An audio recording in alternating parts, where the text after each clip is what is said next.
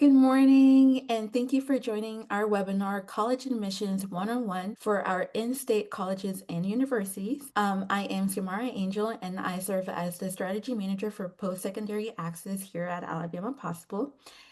We are pleased to have incredible presenters this morning speaking on the matter. Our audience, if you will type in where you're joining us from, either a school or organization, we will share information they will be sharing information on what they're looking for in applicants, test requirements, scholarship opportunities, and other highlights pertaining to their individual institution. So we would like to recognize and thank our sponsors for supporting this work and making this webinar possible.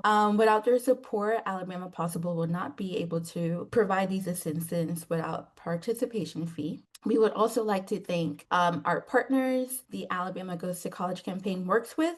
So we would like to thank our partners at the Alabama Commission on Higher Education, the Alabama Community College System, Alabama State Department of Education, and the Get Educated, which is the Common Black application. So just a few housekeeping notes. Before we get started, try to keep your microphones on mute at all times to avoid any feedback during the presentation. This is a recorded webinar, so you will get the recording and it will be posted at youtube.com/Alabama Possible once it is ready and uploaded. If we can please ask you to disable any AI note-taking unless accommodations are needed. Just let us know through a direct chat. And just a reminder, this is like a panel discussion with our admissions counselors, so please try to submit questions throughout the webinar using the chat feature. We will try to answer those as they come in or collect them towards the end of the webinar. And just before we move on, if you are a high school educator, we appreciate if you answer all poll questions, especially towards the end, to receive your professional development credit. So just a few more information before we dive into the content. Please share your commitment to building a college-going culture on social media at AL Goes to College. Please use the following hashtags so that we can see what's going on at your schools or organizations. So if you're new to the Alabama Goes to College campaign, this is a statewide effort to make sure that we ensure that students can plan for, pursue, and complete valuable post-secondary credentials. So the three components of the Alabama Goes to College campaign are: first, the Cash for College. The Cash for College goal is for every graduating senior to complete the FAFSA, which is the free application for federal student aid, before they graduate from high school so that they can access federal, state, and institutional aid to pay for their education after high school. The second is the Alabama College Application Campaign, which is part of a national effort to increase the number of first-generation college students and students from low-income families pursuing a college degree or other higher education credential. The primary purpose of this effort is to help high school seniors navigate the complex college application and admissions process, and to ensure that they apply to at least one post-secondary institution. And the third is the College and Career Decision Day, which is a celebration for students committing to pursuing their education past high school, whether it is to obtain a 2-year degree, a 4-year degree, a certificate, or industry recognized credential, entering the military, or pursuing a skilled trade. So why a post-secondary education? So according to the Alabama Education and Training Outlook occupational projects for 2020 to 2023, which was prepared from the Alabama Department of Labor and Labor Market Information Division. Occupations typically requiring a master's degree are projected to grow the fastest over a period, followed by a doctoral or professional degree and associate's degree occupations. The post-secondary groups, excluding some college no degree, are projected to grow faster than total of occupations.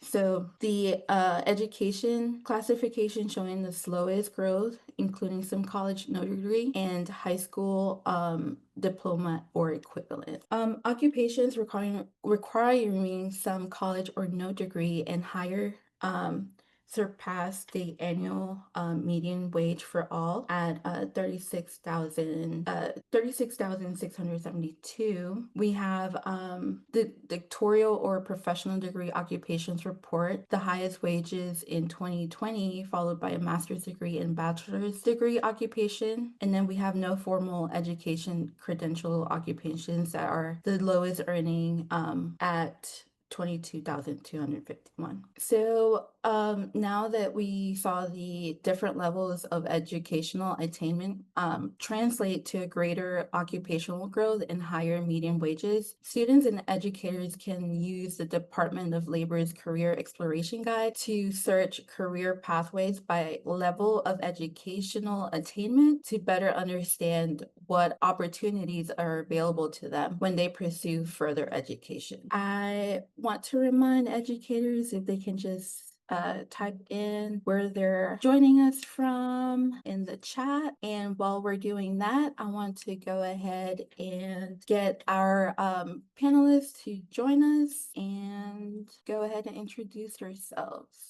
If Tristan, you want to start? Hey, I'm Tristan Callahan. I'm the Director of Admissions and Recruiting at Snead State Community College. We're located in Boaz, and that's right there in between Huntsville and Birmingham. Good morning. I'm Audrey Crawford, Executive Director of Admissions at the University of Montevallo. And then we have Rich. Morning, everybody. My name is Rich Chotan. I am one of the admissions counselors over here at Spring Hill College in Mobile, Alabama. Thank you all.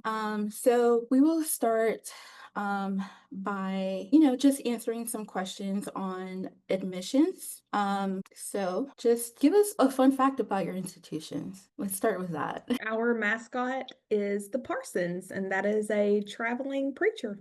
Montevallo has the oldest homecoming tradition of its kind and has been featured as a question on Jeopardy. We are the third oldest Jesuit college in the United States, and Jimmy Buffett actually had his first wedding in our chapel. So again, we encourage anyone in our audience to send in questions, but I guess we'll just start with some admission steps. So once a student is accepted for enrollment, what are some next steps? And this is open to everyone. So Tristan, if you want to go ahead and start us. Yeah, so next steps, after a student has applied for admissions and been made conditional, because I'm assuming most of you have high school seniors that are applying to the college, they will not need to submit their high school transcript until it is final and official after they graduate high school. So they can go ahead and submit their ACT scores at any point, but that high school transcript just needs to come after they have graduated high school and have that graduation date on there. And then after that, they will attend our Parson Days student orientation in June. And during Parson Days, students meet with faculty, staff, admissions, financial aid. They also meet with other students, our ambassadors. They get campus tours. And most importantly, they get advised one-on-one with faculty, and then they get assistance with registration. So they leave our orientation ready to go for the fall semester. They leave with all the resources that they need. They can also apply for scholarships. Scholarships open for us November 3rd, and those close on March 2nd. That's two of the biggest steps is scholarships and coming to orientation. I'll jump in. Montevallo has some similar steps. I think you'll find that at most institutions. We generally direct our students to our admitted students page once they've been accepted to the university, where they can apply for housing if they're planning to live on campus. They can pay their enrollment deposit. We do require a $100 deposit. If you have students who are on free or reduced lunch, though, we can waive that for those students, just like we would an application fee. But yeah, once they handle the deposit and applying for housing. Really, their next step is going to be applying for scholarships and then getting ready for summer orientation, where they'll sort of finish up all those last final small details, but particularly registering for classes. But ours also happens throughout the summer. Yeah, when our students are accepted into Spring Hill, they pretty much automatically in the mail receive their any kind of merit scholarship they qualify for. So that's something that we really like. It makes it easier on the students to just get them that information right away. And then after getting accepted, we also have a kind of web page where we direct our students to when they're accepted, called the Badger Checklist. It just kind of goes through which step they need to go through. So of course, paying our enrollment deposit and everything is kind of the first step. For residential students who are staying on campus, it's about 350. For commuter students, it's about 200. And then after that would be registering for our new student orientation, which is in the summer as well, where they would receive campus tours. They could do their advising and everything down there for class registration.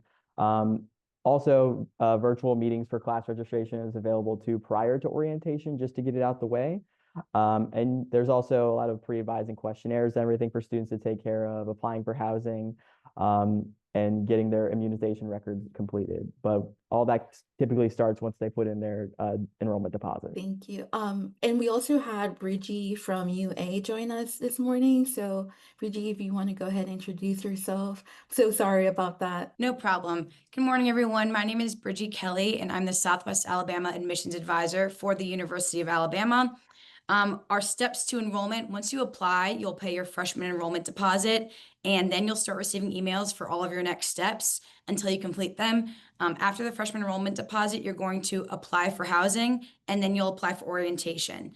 And at orientation is when you're going to meet with an academic advisor to go over your 4-year plan, and then you'll be able to register for courses after that as well. But all those fees can also be deferred to your student bill if you qualify for some of the waivers, for example, the NACAC waiver. Oh, and a fun fact about UA, we are the capstone for the state of Alabama, and we also have 18 championships, hopefully 19 soon in football. Roll Tide. Thank you. So some of you may have answered already, but does your college or institution have an enrollment fee? And can it be waived? Snead State is an Alabama community college, so we have open enrollment all the time, and our application is always free. I mentioned it before, but I'll mention again, our enrollment deposit is $100. And it is, we can waive that for students on free or reduced lunch. Our application, our undergraduate application is free. There's no application fee, but in order to start the next step process with Spring Hill College, we do have a $350 enrollment deposit for students staying on campus, a $200 deposit if they are commuting students within a 50-mile radius. But there are some instances where that can be waived on certain kind of areas if talking to leadership and administration. UA is free this year for all in-state students, but for students who qualify for some of the waivers, the freshman enrollment deposit is usually $200 if you're not on a waiver, but the application fee is free. And then you also pay housing for $175 and then orientation for $120. And you'll pay those when you actually complete those steps. So let's move on into more of like the standardized testing scores. So does your institution offer test optional admissions? And if so, are ACT and scores or /SAT scores also optional for scholarship consideration? At Snead State, it is test optional. We do not require the ACT or the SAT. We place students into math and English based off their high school transcripts as long as they have above a 2.75 GPA. If their GPA is below 2.75, we have an AccuPlacer placement exam that they can take that will place them into math or English. But most students, they place into our math and English courses based on their high school transcripts. Montevallo is test optional for admission and for some of our scholarships, as long as the student has at least a 3.0 cumulative grade point average.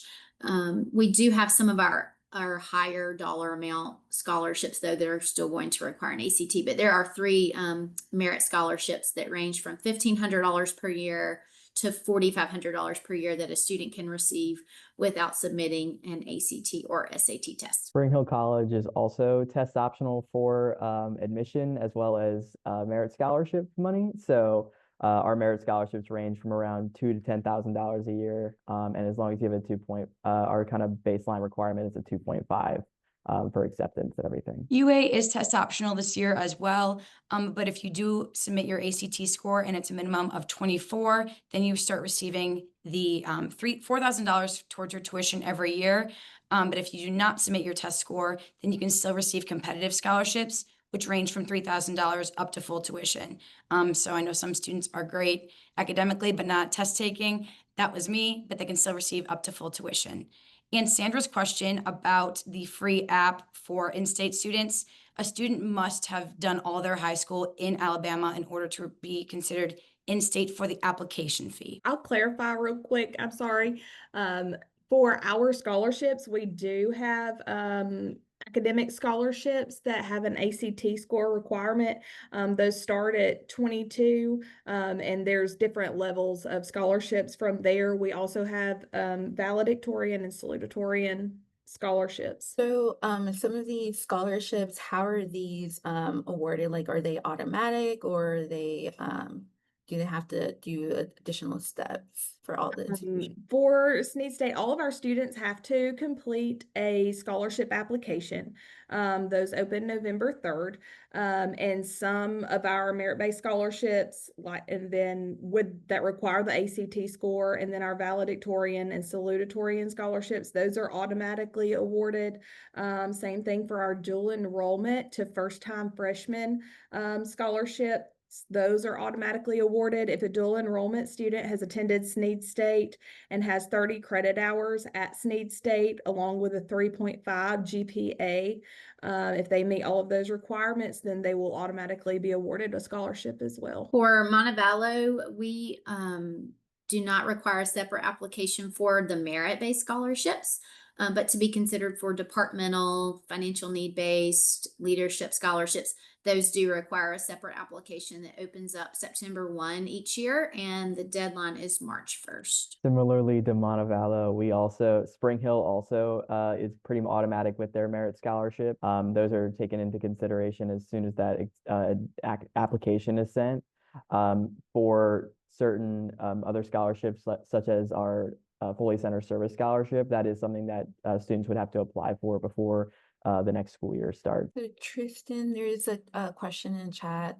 They're asking, Daisy is asking, what is the dual enrollment to freshman scholarship amount? You're on mute, Tristan. I'm not sure, but I'll find that out real quick from our scholarship coordinator. Thank you.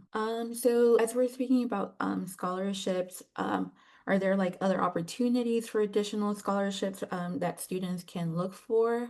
And how can they possibly look for these scholarships? So Snead State has a variety of scholarships. All of the scholarships are listed on the scholarship applications. We have fine arts scholarships, athletic scholarships, different clubs and organizations and programs also offer different scholarships. These are all listed on the scholarship application. It's one easy application. They will just go through and click what they qualify for or what they are interested in. As far as the programs go, the program scholarships go, if a student clicks that they are, want to apply for a specific program scholarship, they will have to major and remain in that program in order to continue to receive that scholarship. So if somebody wants to apply for the welding scholarship, they have to major in welding and remain in welding. But like I said, there's a variety of scholarships listed. There's merit-based. There's also just general scholarships and general need-based scholarships that they can apply for, all in one easy application. I've sort of already mentioned how ours works, but once a student is accepted to the university, they'll get information about filling out our application for all of the non-merit scholarships. They'll answer a series of questions. Based on how they answer those, it will auto apply them to the scholarships which they qualify for. If they are a music or a theater student, those scholarships will be audition based.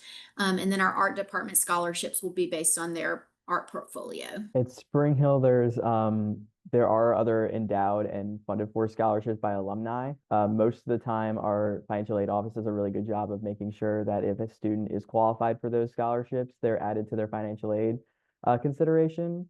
But we will also ask questions and everything if we see a student may be eligible for that, just so we can try to tie that into their financial aid package. We also have a visit grant or visit scholarship, where if a student comes on an official visit at any point, they receive $500 per year just for coming on an official visit.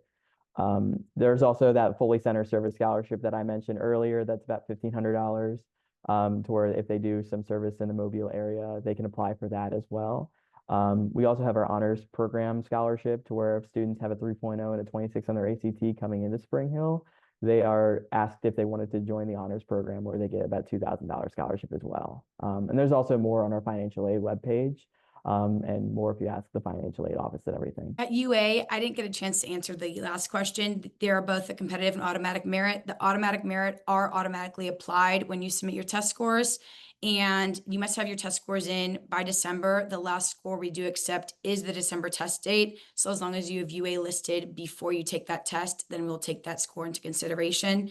The competitive scholarships, those ones you do have to apply separately through the Alabama Scholarship Award Manager, and those, when you apply for that ASAM scholarship application, your application for that is going to go to scholarships, our alumni chapters, and the departments on campus. So if you do select your major on your application when you're applying, then your application will go to that department to consider you for scholarships.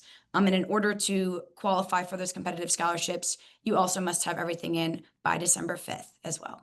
So what student support options does your institution offer students? So for example, like first year experience, clubs, programs, organizations. So Snead State has a really robust student organizations group for our students, especially for a community college. We have our SGA, we have student ambassadors. The ambassadors do carry a scholarship. And we have a variety of other different organizations.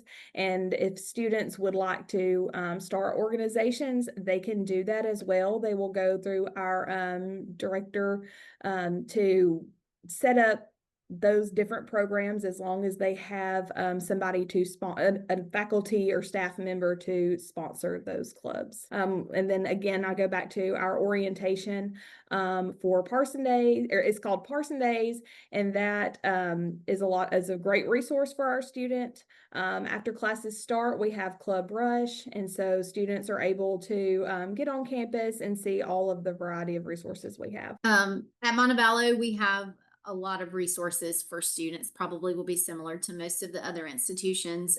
So over 90 campus organizations. We do a really great job the first week of classes of getting students connected to those different organizations that we have through resource fairs and different just fun activities and events. So those all take place the first week of classes. We sort of dump on them, so to speak, with everything that there is to offer on campus. We do offer a first year experience that's required for all freshmen. We find that helps significantly with the freshman to sophomore retention rate, just because those professors in those classes really are helping students again get plugged into the resources on campus, whether it's counseling services, our Falcon Success Center, tutoring. So just making sure that they have all of those connections on campus and aren't afraid to ask for help when they need it, because even your best students are going to need help that first semester while they're adjusting. So I think we do a really good job of making sure to connect them where they need to be connected. Yeah, Spring Hill, we also have a week of welcomes, where when our first year students come on campus, their pretty much first week is kind of just getting them connected into the community. We have a optional retreat for our first year students that they can go on, just to really experience and get to meet more fellow first year students, so that they can kind of just get more acclimated to campus and everything. For clubs and organizations, we actually have a Badger Expo, we call it, which is basically all of our clubs and organizations all gathered together in one room, and all our first year students and everything can go through and sign up for any clubs or organizations that piques their interests. So of course we have Greek life, student government, intramural sports. We have a lot of different things on campus that students can get involved in if they want to be a residential assistant, new student orientation leader, or a Spring Hillian ambassador, who are our tour guides with the admissions office. So definitely gives them an opportunity to get involved on campus super quickly. It also gets them introduced to a lot of our student resources, like our tutoring center, our counseling services, our career development office that helps them out with mock job interviews and everything like that. So definitely a lot of great resources for students and everything here. But those are just some of the ways that our students can get involved and get connected with those opportunities. At UA, we do have the Office of Disability Services. So anyone with a learning disability or anything like that, they will register through ODS.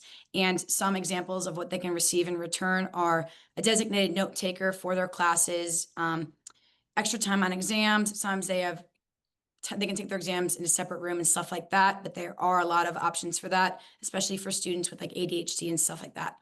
We have a career center on campus. We actually have 3. We have our main one for all of the students to use. And then the College of Engineering has their own separate one just for engineering. And the Culverhouse College of Business also has a separate one.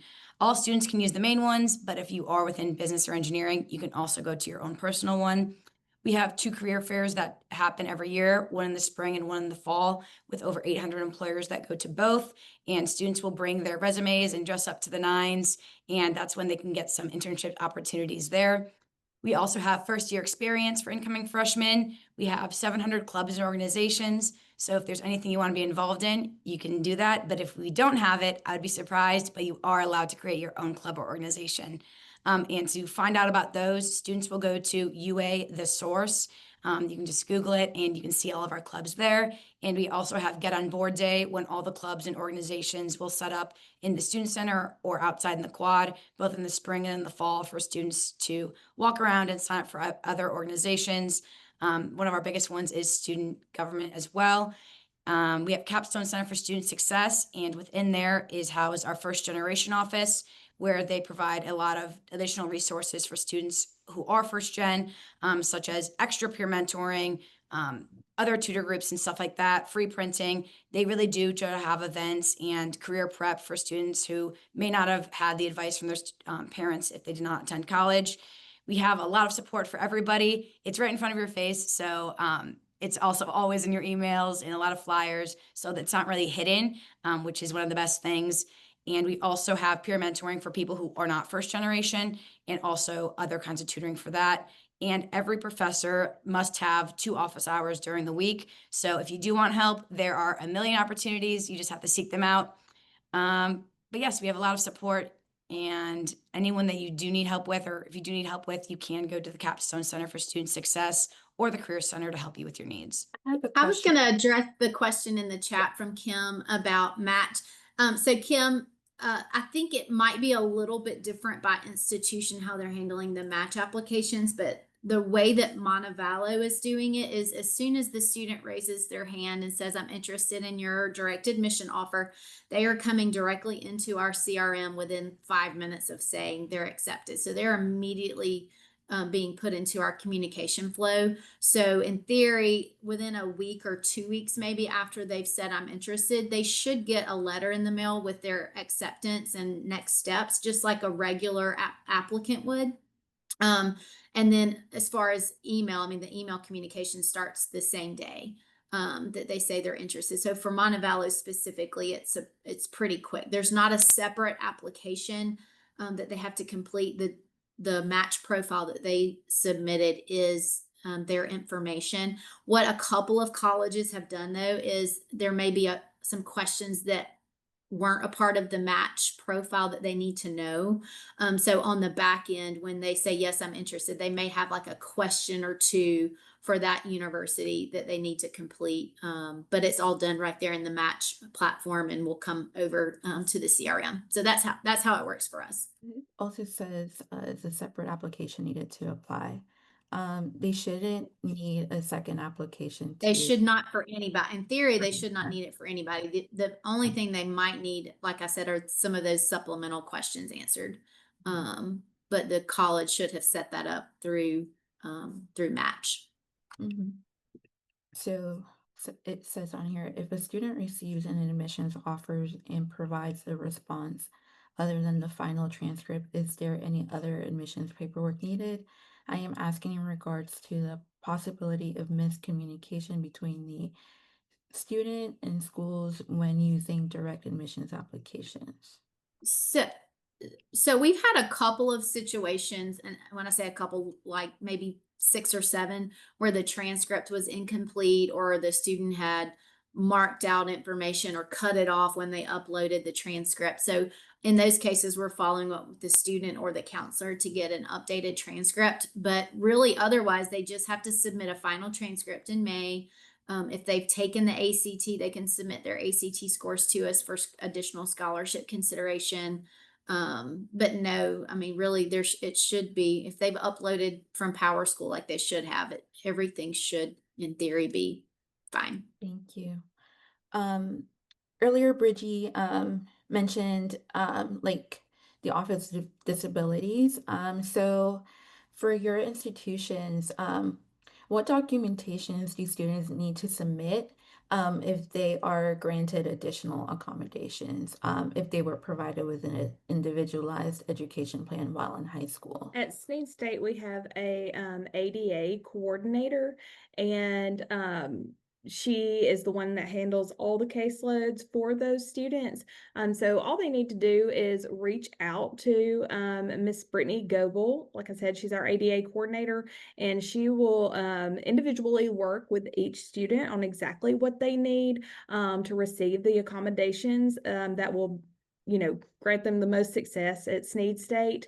Her email address is bgoble, Goble, at sneed.edu. And like I said, she works with students individually to get them exactly what they need. At Montevallo, we have the Office of Access and Compliance, similar probably to others. The student will go through a separate intake process, so that IEP paperwork may be helpful during that intake process, but they'll go through a separate application and process and do an interview and work with the staff in that office to make sure that they're getting the accommodations that they need. At Spring Hill, we have our Center of Academic Success and Advising, where they cover our accommodations area. Mr. Bruce Vandevender is kind of our disabilities coordinator, everything, and accessibility and accommodations coordinator. So typically for those kinds of situations, reaching out to Bruce, and Bruce would typically walk each student through step by step what they would need for that process. Yeah. At UA, once you're admitted, you can go onto your MyBama portal, which is your student portal, and apply for ODS. I have the website pulled up over here because there are a lot of notes on it. On the application, it's going to ask you what disability you have. And then after that, I'm not sure what types of questions they ask, but they do say you have to provide documentation dependent on each one of your disabilities. So I'm not sure how they would review that, but all of that is in the application process based on what you select for ODS. And just to start wrapping up our conversations and, before we get more questions from our educators, so what advice or piece of information would you give students who are considering attending your college or university? Be sure to apply for scholarships. We give very generous scholarships, and we have a lot of students who apply for admissions and then they do not apply for scholarships. So just encouraging them to apply for those scholarships, get involved on campus, make sure to attend Parson Days orientation. All of those things will set the student up for success at Sneed State. Visit. I think that's the most important thing. There's only so much you can get from a website. And I always tell students, make your list. And I know you guys are with students every day, so but encouraging them to visit the colleges that they're interested in. And I think I see probably more when students are interested in like an Auburn or an Alabama. They're like, oh, I've been to a football game, I've visited. I'm like, that is not the same thing. Go on a campus tour through the admissions office. It's great if you can do those other things like an overnight with a friend or go into a football game or some sort of event on campus or even a camp. But taking an actual tour through the admissions office, I think, is one of the most valuable pieces of that process of making a decision on the best fit. I 100% agree with Spring Hill. I would definitely say please visit campus for like a smaller liberal arts Jesuit college. Definitely getting on campus and just seeing everything we have to offer is definitely beneficial when helping students decide and everything. If a student is interested in something that we have to offer, for example, an academic major or anything like that, I also encourage students to reach out to their admissions counselors over here and just reach out to the school so that they can set up meetings with program directors, academic professors, anything like that, because all our faculty and staff are super willing to talk to students. They're super willing to answer questions, engage with students and everything like that. It just kind of goes with our community aspect over here. So I definitely recommend if students are interested in a specific major or a specific program or extracurricular activity, definitely don't hesitate to ask to sit down with the director of one of those programs. For UA, I definitely also recommend visiting campus. We have two different types of visits that you can take personally. You can do a basic campus tour, which is going to be a 2-hour campus tour on a bus led by one of our capstone men or women on campus. And that just takes you all around campus. Part of it, you will stop and walk to some of the other buildings, but you can really see what life would be like for you. But if you would like a personalized tour, completely for free, personalized to you as well, you can ask your recruiter, to send you the form to fill out an in-depth visit request, and that can include the campus tour, lunch with the student, the tour and info session of whatever college you're interested on campus, and you can also do a Greek house tour as well. All of those tours we offer Monday through Friday, but they're all free. But I really do think you should see what life will be like in a student's shoes from your own perspective. I saw something in the chat about STARS. We also do participate in STARS, which is small town and rural students. If you would like a STARS visit, those are going to be visits that are completely paid for by UA. I can give you the information for either your recruiter or the STARS recruiter. They will reimburse you for the bus driver you take here, the bus that you paid to get here, any substitute or anything like that that you needed to get to campus, and they will also pay for your student's meal while they are on campus. You must be considered a STARS school as well if you'd like to do that. The other piece of advice I have is you must read over your application very carefully. UA does not require an essay, but it is very important to fill out the award and experience section, because once you submit your application, you cannot make any changes. So I recommend having the student think about what they've done over the past 4 years and kind of make a resume style list so they can just copy and paste everything in to their application when they do apply. I also recommend just applying because it is free this year and it does not hurt. I always say hope for the best, plan for the worst in general. So even if a student does think they have a dream school, I think they should really apply to as many schools that they have the opportunity to do, because you don't know who's going to give you the most money or give you the most opportunities. So that's another very big piece I have. But besides that, I would say make sure you stick up checking on your emails. And when you apply, make sure to apply with your personal email, not your student email, because sometimes those have firewalls and we can also not contact you after you graduate. But as long as you check your emails, UA is not going to stop sending you emails regarding your next steps. So it's very important to check there to stay on top of all the deadlines. So Audrey dropped the link for a similar program to South Alabama, but it's another one that says, is the Montevallo visit reimbursable? The two I mentioned earlier are completely free, which is very helpful to students who just can't afford to visit. And Audrey said ours is not. Okay. Do we have any additional questions from our participants for our recruiters this morning? I know we talked about match, but I would encourage you guys as guidance counselors to encourage your students to participate in match. It's super easy to do. I'm a big fan. I think we've had 16,000 seniors across the state participate so far this fall, which I think is amazing. But it's just a really great way. It simplifies the process and just gives access to students to, I think like maybe 90% of the colleges in the state are participating. So they could potentially have offers from a lot of institutions. So gives them a lot of options and a lot of things to think about. So if you're not promoting that at your school, I would encourage you to do that. I would encourage everyone to communicate with their local community college based on how they need to apply to that local community college. Is there a chance that the bigger schools will join Match in the future? That is above my head. I'm not sure if UA will. I'm not really sure. I just get told what we're participating in, and I do know we're not participating in Match, at least this year. We had Sandra in the chat, so I have had a lot of success with Match. So we're happy that you are having success with Match, and hopefully we see more institutions in the future. So it said Kim wrote, after students have matched with you and received an official acceptance in the mail, how long do students have to respond to the offer? What are helpful tips to complete the process? So once they've said they're interested on the match side, that's sort of they have a 60-day window on the match platform to say they're interested in the direct admission offer or not.